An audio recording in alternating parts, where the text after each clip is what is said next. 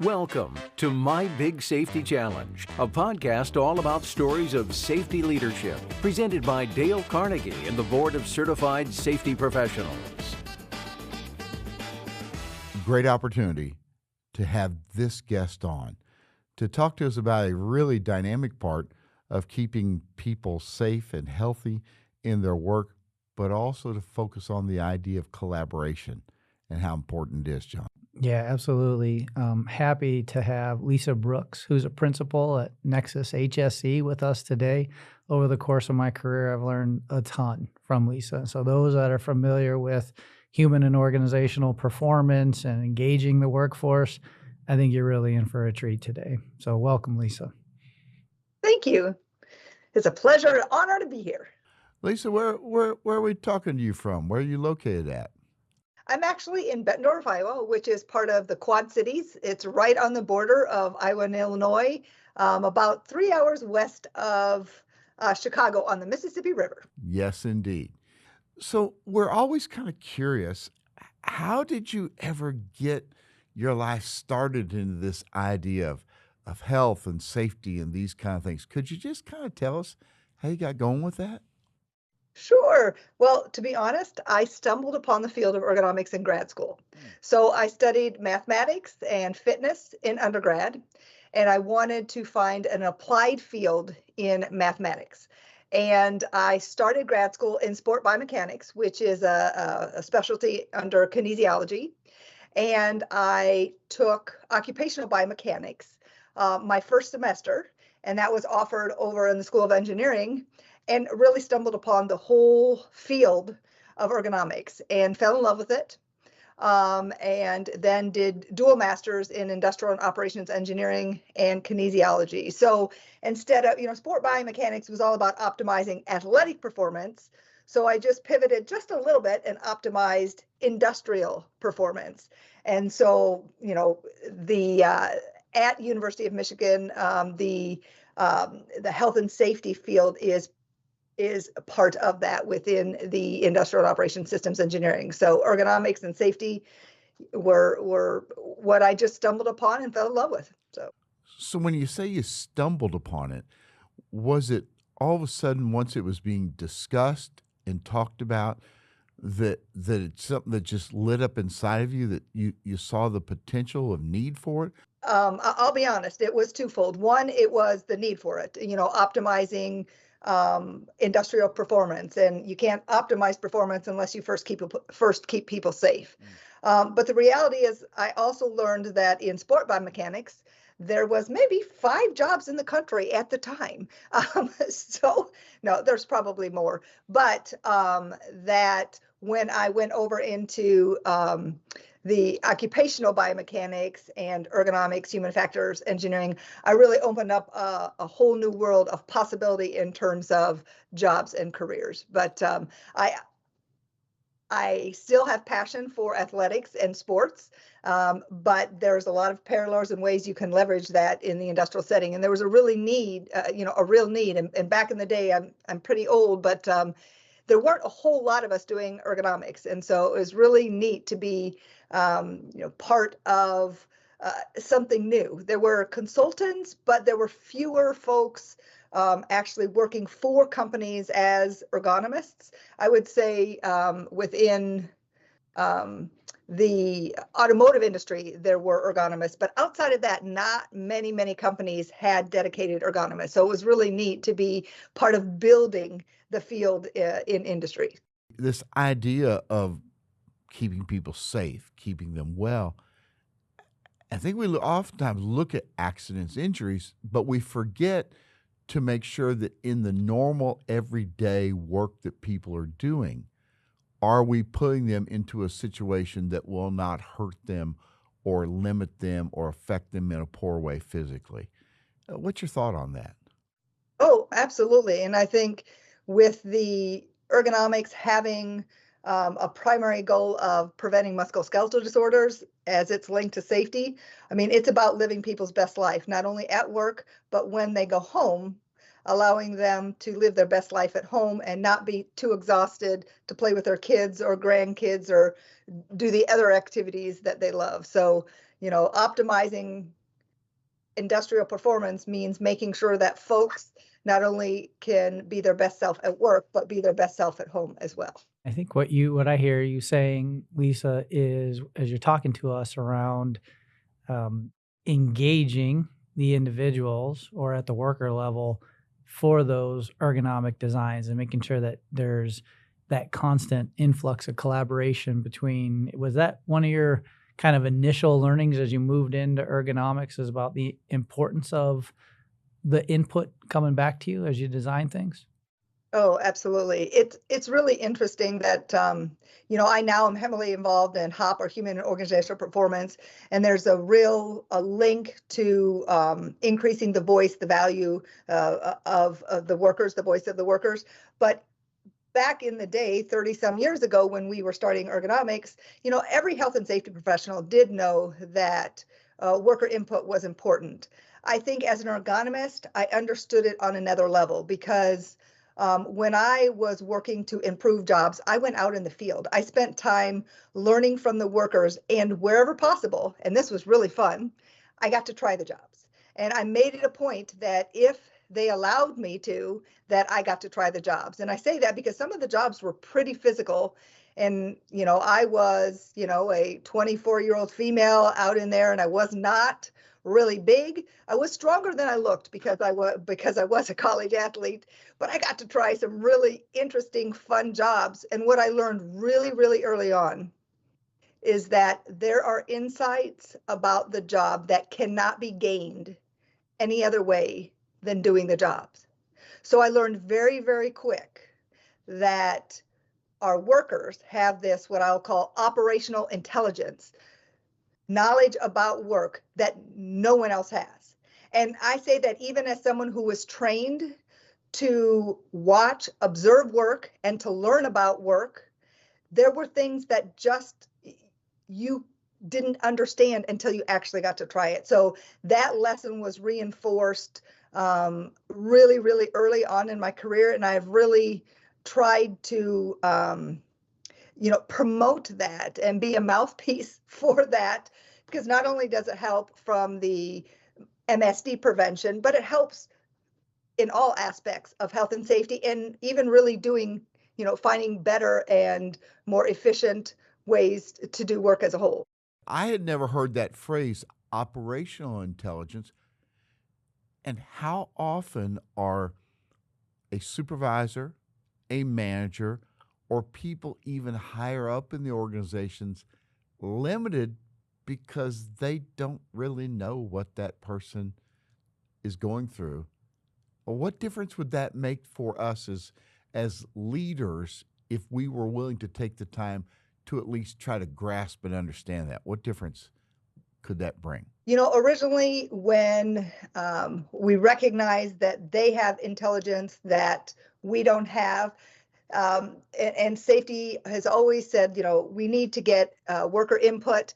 And for some, it was more like getting a check in the box. I've talked to the employees, I have gotten their input, but to really know down in your gut, in your heart, that if you don't get their input, you will not end up with the best, most optimal solution.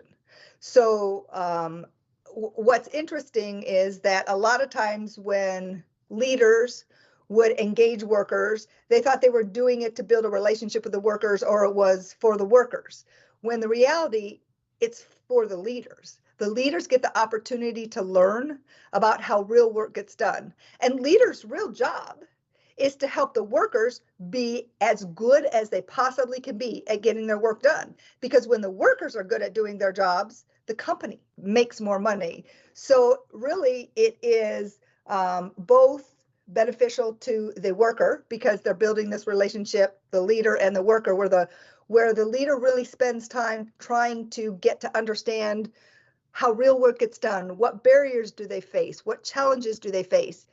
Then the leader is better at their job. The leader can be better at their job, especially when we understand that the leader's job is to build the systems that the workers operate in. And so if the leader is better at his job, then the company gets better. So it's a win-win-win from worker to leader to company. I would be fearful, though, that many of us as leaders in organizations are really taking the time to do that because of all these other demands that we have on us. I'm not trying to be pessimistic, but what's your take? If you had to guess, what percentage of organizations and bosses and structures are taking time to grasp what you're talking about there, that operational intelligence? I think a key is for the leader to understand how it benefits him and the company, or her and the company, right? So a lot of times we say, I got to go do these field observations because I'm required to, because I'm told that I have to do this twice a month or once a month. And they do it because they're expected to. They don't do it because they truly see the value and understand that they're getting so much out of that and they will be better at their job. So once that connection is made, I think it'll be a lot easier and people will prioritize. And even if they're expected to go out and spend time in the field or on the manufacturing floor once a month, they may do it once a day, once a week, because they understand that the linkage between a better understanding of work means I'm better at my job, means the company's better. So by how we frame it and message it, that'll help us dramatically get to that next level. Well, I'm going to turn it back to John to ask some more, but at some point we want to come back to that for you to give us some input for somebody that's listening to this right now and they says, I've missed the boat. Where do they begin? What do they do? So we need to come back to that. Yeah. Okay. And I think, and I might be off on my Carnegie principles here, but I think that is arouse a need in another, Now right? look at Or a the desire of another. Yeah. Look at John. Look at John just jumping right in, because the third principle of Dale Carnegie's human relations principle is arouse in the other person an eager want. That's right. And so as you move from I have to do this to I want to do this, that is that shift. And I think what I'm hearing and what Lisa's, I think, specifically talking about is kind of cooperation, communication, and collaboration. And so in order for you to be successful in your performance at the company, you're going to need to shift into this mode. Which there is one other principle there, Lisa, before we go ahead, and that is make the other person happy about doing the thing you suggest. That's a real leadership key. And we're going to help people to see a happy value there is to doing that. Wow, look at what you're doing for us. And John said from have to want to. And then I think we realized total need to, like, I need to do this. Otherwise, I am not going to be as good as I possibly can be at all of the tasks and things I'm supposed to do. So from I have to, I want to, I need to. So one of the things that I know you're really good at, Lisa, and I think for the listeners they could benefit from, is this concept of identifying stakeholders, getting that engagement as you're shifting from the have to the want to understanding the need, and truncating that learning curve through collaboration with other groups, with other people, with other divisions, both internal to the company, external to the company. Can you talk a little bit about, in your career, has that been a benefit for you? Oh, absolutely. So I have to say it became just readily apparent when I lost my collaboration community. So when I first started working for Alcoa, I was working with two other ergonomists. And so we were building the programs for Alcoa and we got to work together. And each of us had different connections, but every day we collaborated, right? And then my next job was with International Paper, and I was the corporate ergonomist. And I didn't have anyone else to really bounce my ideas off of. And I realized how lucky I was in my first job to have that opportunity. So I quickly realized how collaboration and teamwork and learning from others was so valuable. And so I quickly took advantage of the professional associations, of colleagues that I went to grad school with. There were other ergonomists in the paper industry. So I quickly created a community around ergonomics in that I could leverage in the paper industry. So absolutely, it's funny how you don't appreciate something nearly as much until it's gone. And then that lesson just was reinforced, and actually my whole career, I have found opportunities to learn with and work with others. So collaboration, you look up at the definition, and it talks about working with others, working collectively. But another synonym is teamwork. You can work together on safety things without entering into areas that might not be advisable to share information. Let's say that somebody is listening to this podcast and they're liking what they hear, and they're hearing that, and they realize this is good stuff. But suppose they are like the Lone Ranger. They don't have a staff with them. Or they have a staff, but nobody is really an expert on these things, these ergonomics. What could be some practical advice you'd give them of how to get started? Because they want to, but sometimes we don't always see how to do it. Could you give us a couple of tips? Well, today I say there's huge opportunities that, quite honestly, I didn't have, 30 years ago. And that is, we have all of these digital tools that are available to us. There's LinkedIn communities on nearly every health and safety topic. So you have communities that you can build. And the neat thing about places like LinkedIn or community boards in the Human Factors and Ergonomics Society or the Applied Ergonomics Society is that you can get answers to questions by a broad group of people, but then you can reach out and begin to build individual relationships with these folks that you can connect outside of, say, those more larger boards and digital tools. So I would say that would be a quick, easy way to start, because that's where I found myself. I had unique expertise. The company hired me for that. And once I left Alcoa, I didn't have anyone else that I could have those same conversations with. So I think today's digital world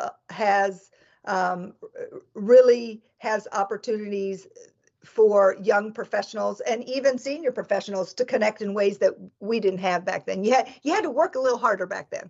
Yes. So that certainly would be worth someone's while to explore.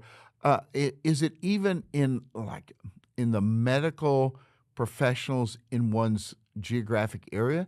Are there certain groups to reach out to in that, like at a hospital or a physical therapy clinic? Or there's a lot of communities that are built also around, and quite frankly, NexusHSE, the company that I'm a principal at, we just built the company this year, and it was all about providing opportunities to create community and collaboration between folks who are working in industry, so they can connect with other folks who are facing their same challenges, facing their same problems, and are at the same, say, relative level, meaning the challenges that are faced by someone at the facility level may be different than the challenges that someone is facing with rolling out a program at a business or a corporate level. So finding community that also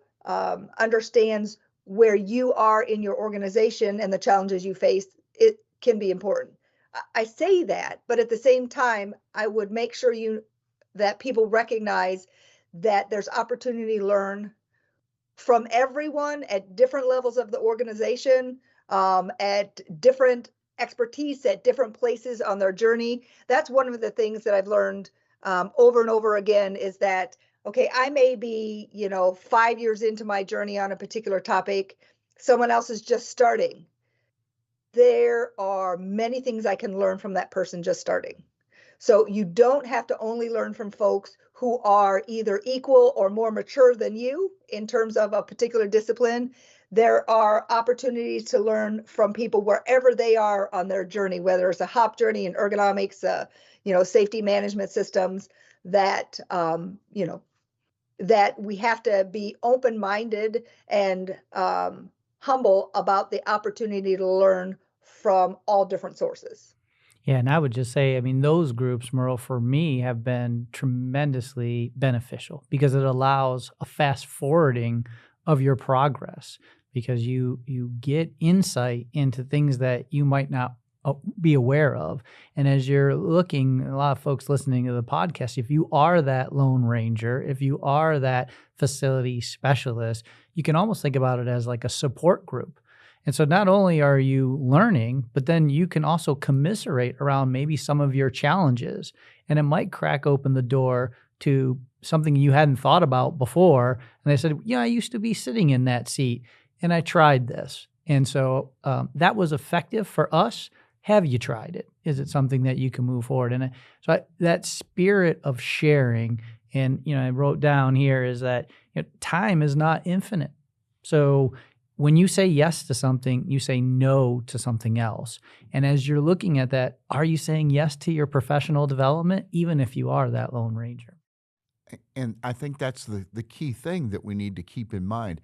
And it's an emphasis we've been saying here. Not to be content, to be grateful for what you know, but not to be content with it. To say, wait a minute, this lady named Lisa may have opened up a whole new way of thought that, again, Lisa, as you said, that we can help our employees so that they are better in work and in personal life, but that comes back with dividends for us as a company and organization in retention, in production, in so many different ways. So we would encourage everybody, don't be stale. Be willing to say, wait a minute, this might be something worth exploring, and to take those steps to do that. And I think, Lisa, if you can talk a little bit about to us, being honest about where you're at and what does that look like for a health and safety professional, and what are some self-awareness tools in addition to, as you identify that, how do you go and improve? What are those resources that are available?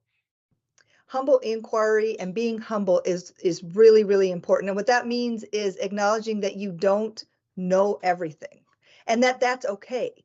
And I think as leaders over the years, we have been rewarded by knowing the answer, right? By knowing things and getting things done and fast decisions. And we're now saying, you need to be courageous. And it does take courage to admit that you don't know everything. And recognizing that others have knowledge that you can learn from. And it's not a matter of where you are in the organization. It's a matter of exposure. So being open to learning from every discipline, from every level of the organization. So I want to share a quote. I love this quote. It's by a gentleman by the name of Eric Hoffer, and it's called "In a World of Change," which I think that we would all agree that we're in a world of change. In a world of change, the learners shall inherit the earth, while the learned, or I like to say the know-it-alls, shall find themselves perfectly suited for a world that no longer exists. So if you're not willing to learn, you're going to quickly find yourself irrelevant, right? So I love that, I call myself a lifelong learner, constantly learning. And even from the same people in the same class, I've taken some classes 4 and 5, 10 times, heard the same speaker speak the same message, and every time I leave with something new. There's always an opportunity to learn. First of all, Carnegie said, be a good listener. Encourage the other person to talk about themselves. And when we heard you say earlier about how you would go to employees and ask them to describe their work and what goes on, that's the idea of encourage them to talk so that we can hear about them and their perspective. And then the other one, Lisa, as we think about being humble is principle number 12, and that is, if you are wrong, admit it quickly and emphatically. And that's the spirit of humility that says, let's just lay the cards on the table here. I could do better. I could listen better. I haven't been doing that. And what a difference that would make for us as leaders, certainly in this area, but in all areas combined. And it takes courage to admit that you were wrong. Yes. It takes courage to admit that you don't know the answer. And again, I think we've conditioned our leaders that that's not a place that they're supposed to be. So it's incumbent upon us to lead by example, to say that it's okay to say I was wrong. And one of the things that I learned in my career is that you may be doing the best that you can possibly do with the knowledge you have at that moment in time. But as we learn more, we find that, oh, now I know something different, that is no longer the best case. And to acknowledge that, yes, I did, I'll use an example. Best back belts. Back in the day, everyone and their brother were using back belts.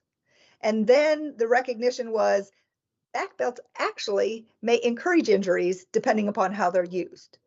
So I think the best managers will share that. We'll say, we now know new information and we do not recommend using back belts. It will not help prevent back injuries, right? I was really funny. I worked with a company and at the time the manager did not want to say they were wrong. Like, for them to say that, to share that we now have new data science research, he felt like he was saying he was wrong and he didn't want to admit it. So you know what he did? He provided pink back belts. And this was a male dominated field. And guess what? The guys didn't want to wear pink back belts. So he did it another way because he didn't have the courage to say, I was wrong before, not because I did anything wrong, but now I know different and more information. Well, I think it's salmon colored now. I think we use salmon. I don't know. And so You moderated. yeah, that's right. So it goes to a point around adaptability, I think, is really what you're talking about, and being willing and open to having the courage to be adaptable. So Lisa, for those that are listening and they say, okay, I get what you're saying and I want to go down that path. I mean, what are some of the key steps that an individual can take in really starting to expand their learning, both actively seeking it out and cultivating their own skill set? What would be your advice to somebody that's looking to go on that learning journey? So good questions. I would first build a community that of others that also want to learn. Search out those communities that are about collaboration, about learning. And I would also see if you're able to identify a mentor, that's someone that can keep you honest. For me, someone that says, Lisa, you're talking too much, let other people talk.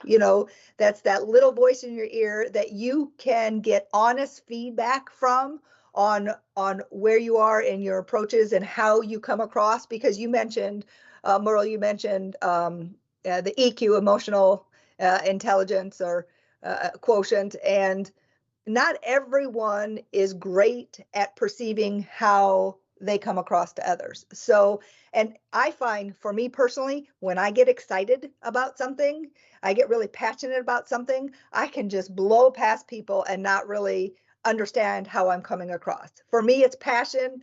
For it comes across as others as almost,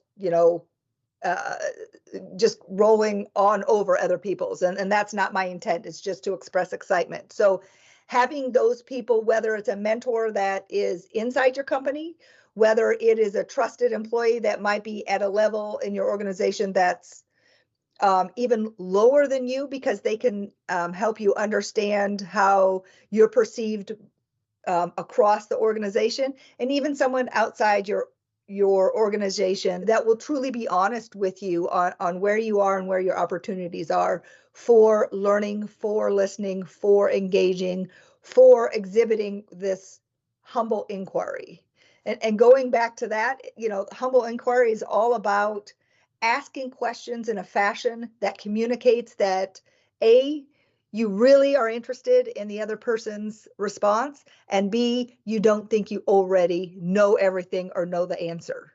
That spirit that you're displaying, the spirit of curiosity, is one that should be able to help all of us. I mean, this is a great lesson for us today, that if we kind of get full of ourselves and in our own little world and we feel like, I got this down and look at what I know, but the spirit and the hunger of curiosity that says, wait a minute, what's the viewpoint and the perspective of others?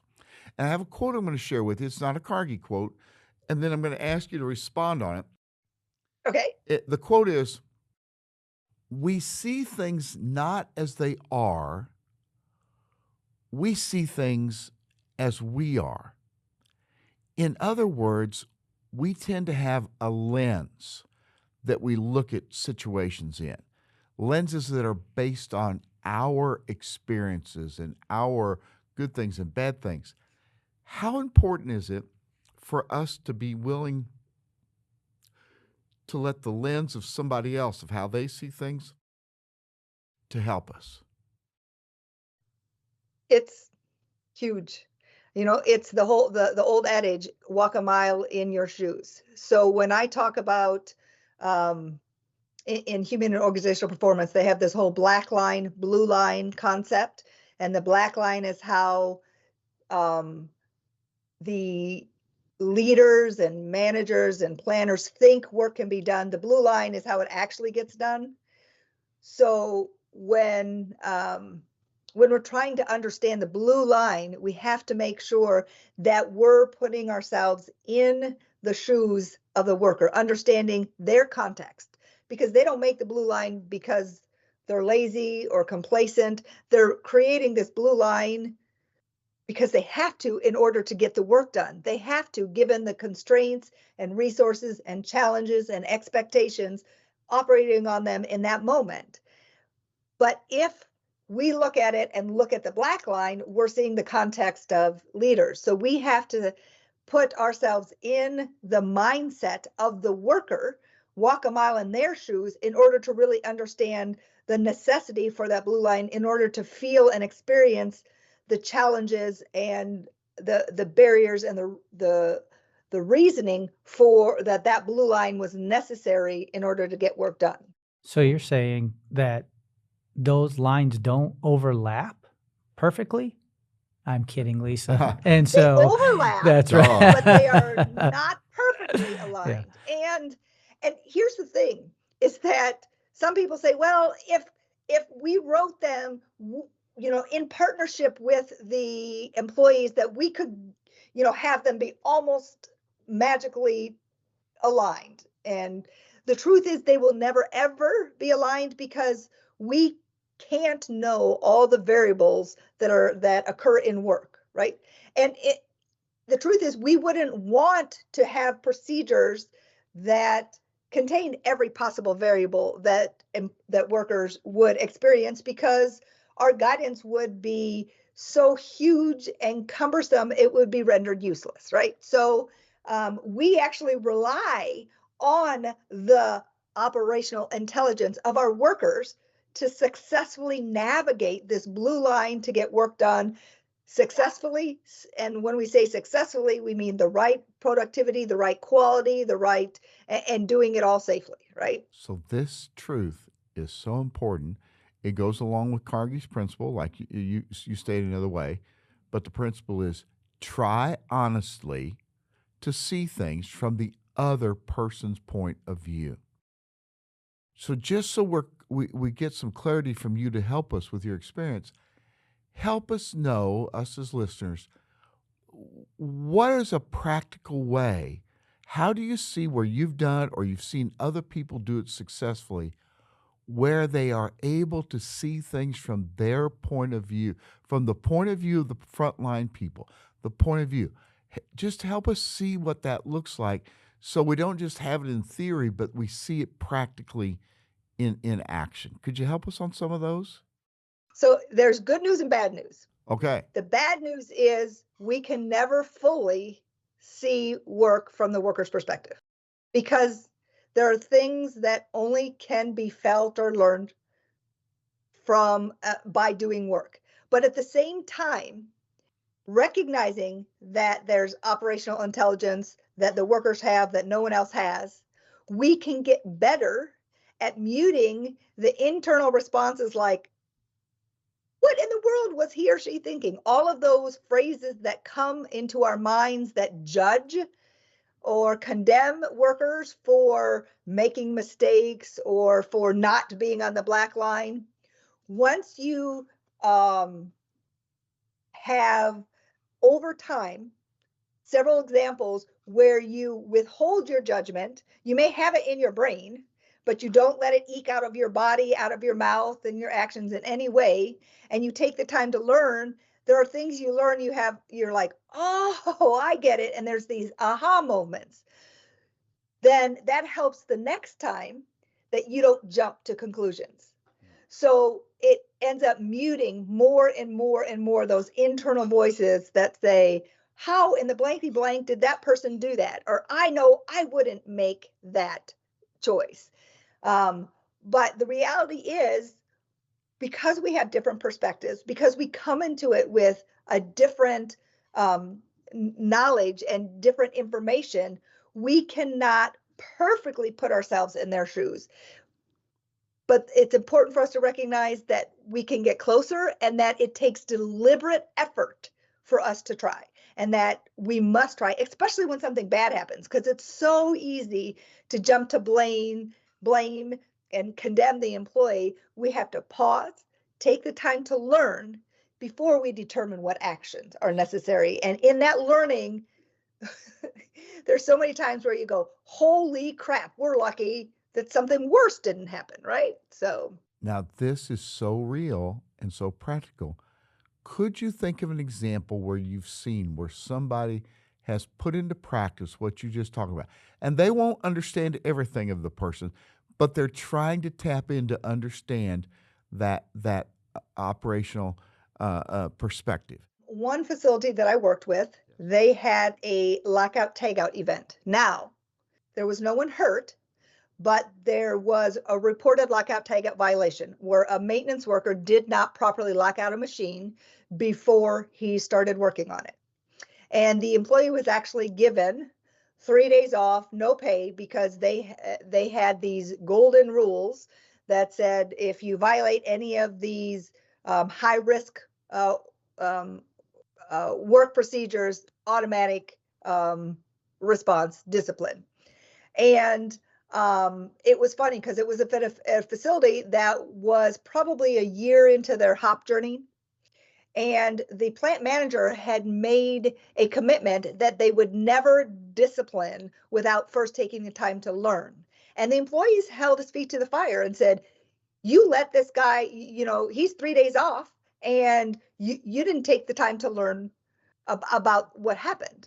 And in the end, they brought him back, made him whole, and they took the time to learn. And what they discovered is that production employees were required to lock out the machine before they ever entered into that particular area where this maintenance guy was doing work.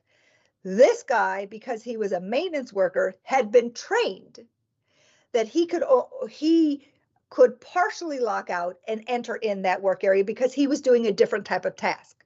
And in fact, there are some maintenance tasks that has to be partially energized in order to do the work, to finish the work. So in this case, the plant manager took the time, brought him back whole. They learned, they discovered that they did have these two different environments. They operated differently, and they actually developed more detailed guidance of when full lockout was necessary, when partial, who could do it, and they informed the other parties. So production workers understood more about maintenance and what they were allowed to do, and then the maintenance knew what the expectations were for production.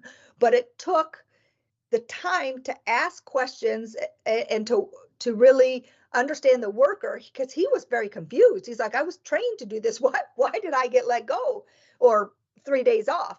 And of course, you're trying to figure out what happened, and he's not even there to be part of the conversation. So, so that's a great example, in that sometimes we jump to conclusions. We assume that lockout tagout is fully required for everyone, and then we realize there's nuances in our operations that as leaders we don't always know about. So, to summarize that, what I believe heard you say was we do not want to be quick to condemn, criticize. We want to go with the spirit of help me understand what's happened here and hear things out so we can understand better. Yeah, absolutely. And one of the keys to doing that is to stay away from the word why. Tell us more. When you use the word why, you often end with a person, whether it's an employee or a supervisor or a manager. When you change your thinking around what and how, you end up finding systems. Now, there will people that have debated me in the past and said, well, I can ask why questions and get to systems. And you can, but it takes a lot more deliberate effort. When you use what and you use how, it more naturally goes away from individuals and towards systems. So it helps you get more meaningful information in which you can make learn and improve. Really, because the goal of evaluating all events is to learn and improve, right? That's what we want to do, learn and improve, not only in that specific narrow scenario, but our entire operation. So, what would you say to some of the folks that are listening, thinking, I hear you, Lisa, and it all makes sense, but man, that takes a lot of extra time. I don't know if I had the time to do that. How could you tell them that you don't have the time not to? You've never heard that before, have you? Where somebody said we don't have time? So it's funny you say that, because that certainly is a concern. And one time when we were working with the facility and we were doing training on HOP fundamentals and learning teams, and the quality manager was so upset.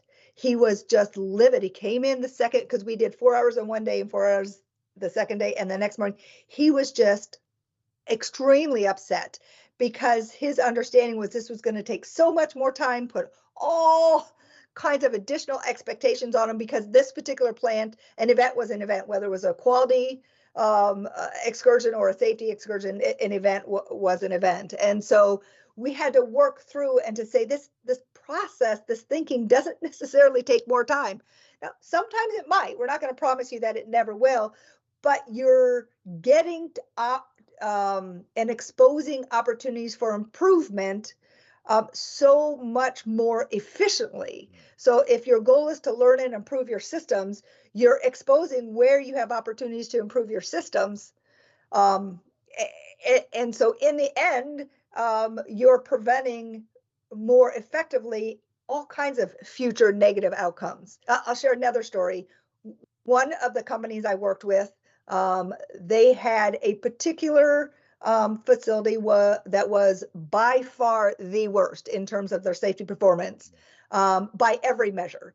If you looked at their safety management system, if you looked at their injury rates, if you looked at their most serious injuries, any way you looked at their safety performance, they were one of the worst in the company. And the plant manager was a little hesitant to dedicate time, because they just had so many problems. As you guys who have been in health and safety understand, if a plant has a lot of health and safety issues, they likely have a lot of operational issues as well, right? So he was a little hesitant to allow the time for this learning team activity. And one of the things when you start out with learning teams is you can have someone in a leadership position kick it off, but they can't be in the room, because it kind of changes the whole environment. It colors what people are willing to say. So he left and then came back at the end of the first session, and then came back at the end of the second session, and he left and he goes, oh my goodness. He goes, before we always did corrective actions. We were required to do corrective actions by corporate. now I actually feel confident that our corrective actions that we are implementing are actually going to make a difference. Like they're actually going to make our process better. And that's what taking the time to learn does. It makes sure that what you're doing will actually make things better. Because sometimes it doesn't make things better, but it doesn't make it worse. Sometimes it makes things worse. But by giving, taking the time to learn and giving a voice to the workers, then you can be confident that what you're doing is making your systems better. What would you say in simple terms that you would encourage folks to take action on? What would, if they're going to put one action in within the next 2 weeks, what's the action you would encourage them to do? Step one would be dedicate time to learning from the real work, where the real work gets done. Recognize that you workers have this unique operational intelligence, and build in time, build in a regular rhythm where you can learn from them, and make sure that when you're learning from them, they know that's the objective of why you're out there, right? Frame the conversations, frame the reason you're out there, share with the workers that we appreciate everything you're doing. We know you face challenges that we don't know anything about.